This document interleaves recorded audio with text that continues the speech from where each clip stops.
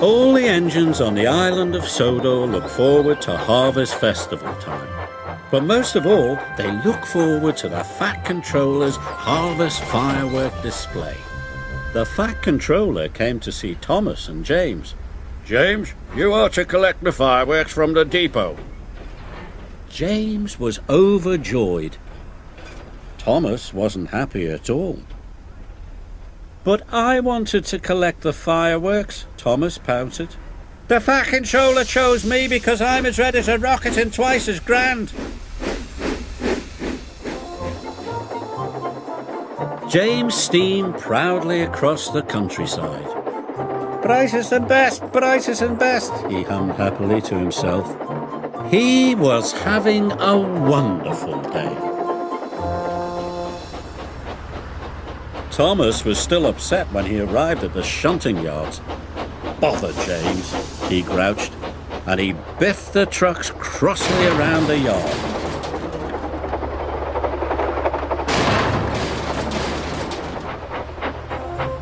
When James arrived at the depot, he was very excited.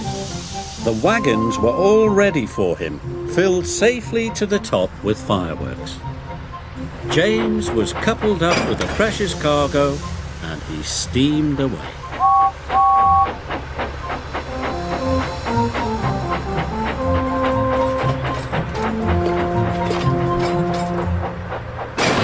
Thomas shunted the last truck crossly into place. The trucks were glad that job was finished.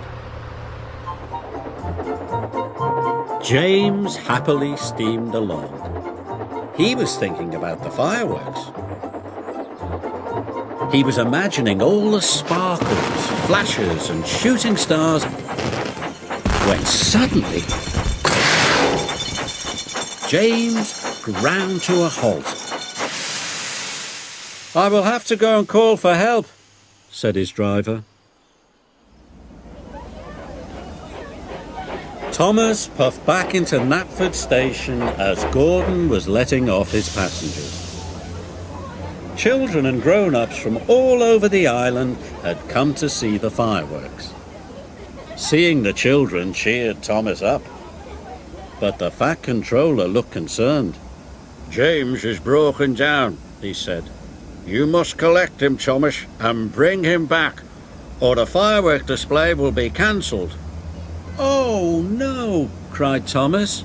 Then all the children will be sad. And he set off to collect James.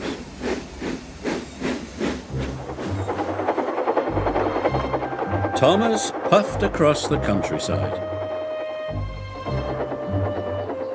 Even with his light on, Thomas knew he had to be very careful.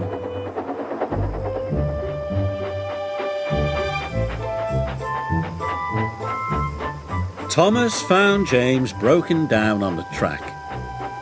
Hello, busted boiler, teased Thomas. You don't look very useful now. James was upset.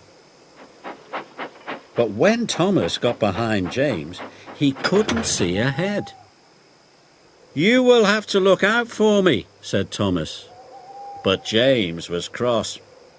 You said I wasn't useful, he pouted. But if the fireworks don't get to Knapford Station, puffed Thomas, the display will be cancelled. James didn't want the children to be sad, so he agreed to look out for Thomas. And they set off together.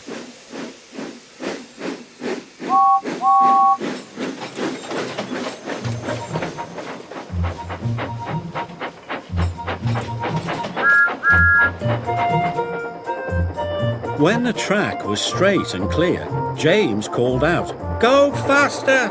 And Thomas did. Soon they were working happily together and making good time. The Fat Controller checked his watch. There was still no sign of Thomas or James. It's very late, he thought. It's almost the children's bedtime. Even Gordon was worried. I'll have to cancel the display, said the Fat Controller. So the disappointed children started to board the coaches. At last they could see the signal lights. The signal had turned red. Thomas and James stopped. Why would the signal be red? Maybe a passenger train is coming through, puffed Thomas. Gordon must be taking the children back, cried James. Thomas and James were very upset. We're here, they cried, and sounded their whistles as loudly as they could. But no one could hear them.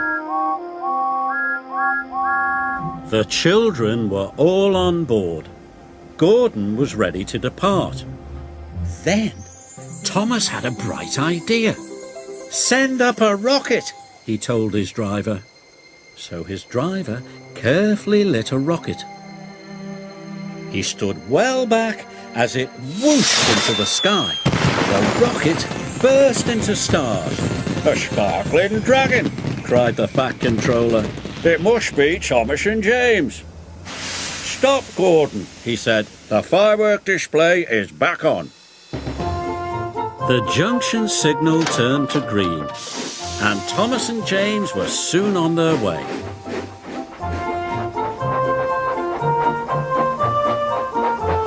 James and Thomas were soon at the station. Their children cheered. Good work, Thomas, cried James happily.